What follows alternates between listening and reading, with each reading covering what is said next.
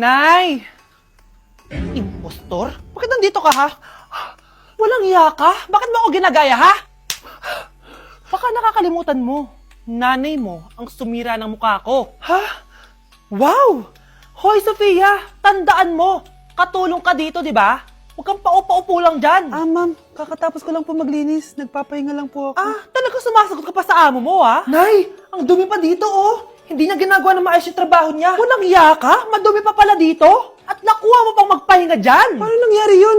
Ma'am, nilinis ko na po yan. Maniwala po kayo. Oh, eto. Yung mukha ko! Ang sakit! Ayan, pati mukha mo, dudumi na. Umalis ka na dito! Tatanggalin na natin ha. Buti na lang talaga mabilis kang gumaling. Oh, ayan, kuhang-kuha yung mukha ng pinapagaya mo. Dok, kamukha ko nga siya. Pinag-ipunan ko talaga to. Nagtataka lang ako, yung ibang tao, mga artista yung pinapagaya ang mukha. Eh yung sa'yo parang normal na tao lang yung pinagaya mo. Dok, may kailangan lang akong gawin. Kung ano man yan, mag-ingat ka ha. Ano? Ikaw si Sofia? Napakawalang ya mo din no? Niloko mo pa kami! Mas walang ya kayo, mga hayop! Nay, baka gusto niyo ulit mabuhusan ng asido sa mukha? Asido? Gusto mo ng round 2? O eto, round 2! Sige, ibuhos mo! Naka-live ako, oh. Ipakita nyo kung sino talaga kayo! Ano? Alisin mo yan. Ano? Takot na kayo, no? Tignan ko na lang kung hindi kayo masisira sa mga tao. Hindi kami pwede masira.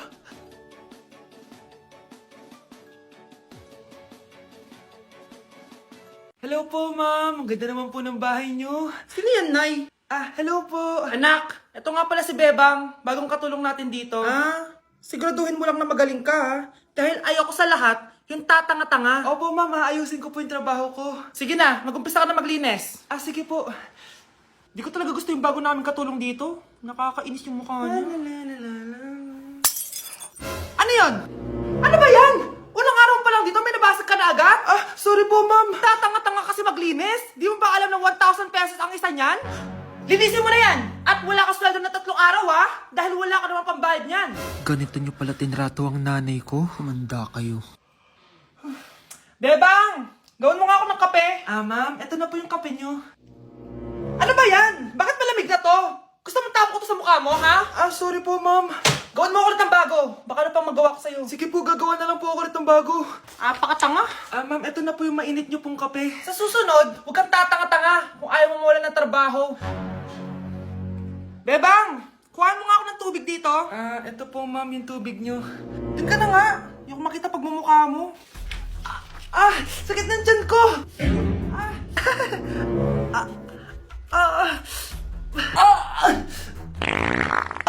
Anak! Lumabas ka muna dyan! Gusto mo nang mainit ha? Tignan ko na lang kung hindi kumulo yung tiyan nyo dito. Ma'am, eto na po yung mainit nyo pong kape. Eto po ma'am yung tubig nyo. Hindi ko kayo mapapatawad sa ginawa nyo sa nanay ko. Nag-uumpisa pa lang ako sa paghihiganti ko sa inyo. Anak, sigurado ka na bang itutuloy mo yung pagpunta mo sa ibang bansa? Huwag ka na malungkot, Nay. Kailangan ko magtrabaho doon. Para sa inyo ni Kyle. Ate, mamimiss ka namin. Basta anak ha, palagi kang mag-iingat doon. Kapag inaabuso ka nila, tawagan mo lang ako. Ano ka ba, Nay? Think positive lang tayo, ha? Sige na, baka malate pa ako sa flight ko. Bye-bye na, mamimiss ko kayo. Bye, anak. Nay, tumatawag si ate. Talaga? Hello, anak. Kamusta ka na? Nay, nakuha ko na sweldo ko. Nagpadala pala ako sa inyo, ha? Kumain kayo sa labas. Salamat sa binigay mo, anak, ha? Okay ka lang ba? Kapag may problema ka, tumawag ka lang, ha? Opo, Nay. Mababait yung mga amo ko. Huwag kang mag-alala. Nay, may pinadala si ate, oh. Nakamaleta pa. Surprise, Nay! Mga damit at sapatos yan para sa inyo. Siyempre, may chocolate din. Naku, anak, nag-abala ka pa. Pero salamat, ha? Sana inipon mo na lang yung pinanggas mo dito. Okay lang, Nay. Tinaasan nga nila yung sweldo ko kasi magaling daw ako maglinis ng bahay. Sige, anak. Galingan mo palalo, ha? Wow, ang daming laman! Bakit di sumasagot si Scarlett?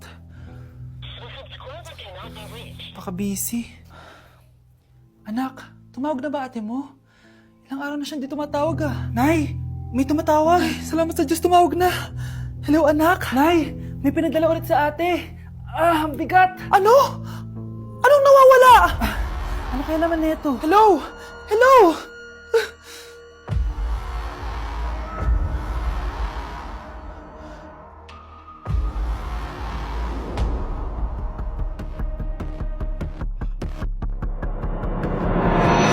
Delivery po. Anong delivery? Parang wala naman ako in-order, kuya. Nakasulat po dito, Susan. Kayo po ba yun, ma'am? Oo.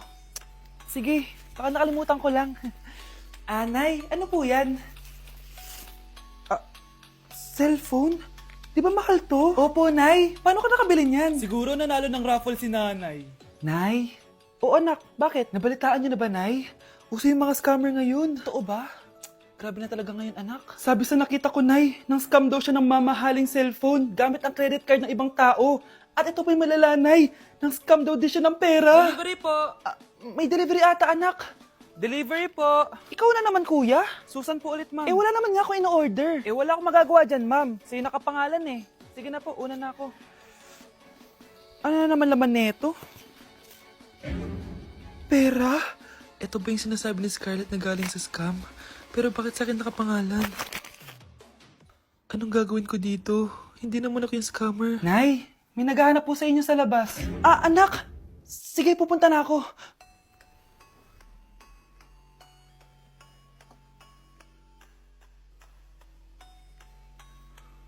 Hello po. Ano pong kailangan nila? Kayo po ba si Susan, ma'am? May natanggap po kasi akong report na kayo daw po nangi-scam. Scammer? Hindi ako scammer, Ma'am, sa'yo nakapangalan ng mga parcel. Kaya sumama ka na sa amin. Hindi nga ako scammer! Ikukulong ka na namin. Huwag niyo ko ikulong! Hindi ako scammer! Itigil niyo na yan! Hindi si nanay ang scammer. Pero nasa bahay na to, ang totoong scammer. Class, may joke ako. Anong hayop ang hindi marunong magtago? Ano po, ma'am? Di elepante kasi di ba malaki siya? Corny ni ma'am. Grubes. Nakakatawa ka talaga, ma'am. +1 sa Samantha kasi siya lang yung tumawa. Thank you, ma'am. Lo, pwede pala yun? Ma'am, eto po, para sa inyo po to. Hala, ang ganda naman nito. Balita ko po kasi, ma'am, mahilig kayo sa halaman. Thank you, Samantha. Baka naman, ma'am, plus points sa quiz natin kanina. Sure, +5 ka na sa akin. Ikaw pa ba? Hala siya, pasip-sip to kay ma'am, oh. Okay, class dismiss. Pwede na kayo umuwi. Ma'am, ako na po magdadala ng mga gamit nyo para di po kayo mahirapan. Hatid ko na po kayo, ma'am. Aba naman, buti pa si Samantha, matulungin. Ginagawa niya lang naman yun para magka-plus points siya. Ay, nakakainis si Samantha, no? Halatang nagpapasip-sip lang siya kay ma'am. True. Kaya siya yung top 1 palagi dahil sa mga binibigay na points si ma'am. Guys, tingnan nyo. Convoy yan ng magulang ni Samantha tsaka ni ma'am. Babayaran daw si ma'am para maging valedictorian si Samantha. Grabe. Sumusobra na kayo. Okay, class, may i-announce ako. Ang valedictorian natin ay si... Sino pa ba? Di si Samantha. Hala, totoo ba? Hindi ko expect. Congrats, Samantha! Ang galing nyo! Ang galing mong bumili ng grades. Scarlett, sit down! Ay, no! Convo nyo to, diba? Magkano binigay sa'yo, ma'am? 1 milyon? Wow, easy money! Hala, nagpapabayad si ma'am. Grabe. Ano kaya magiging reaction ng principal pag nasend ko to sa kanya? Hindi yan totoo! I-delete mo yan! Oops! Sorry na send. Deserve nyo yan. Lumalaban kami ng patas dito. Kailangan nyo managot.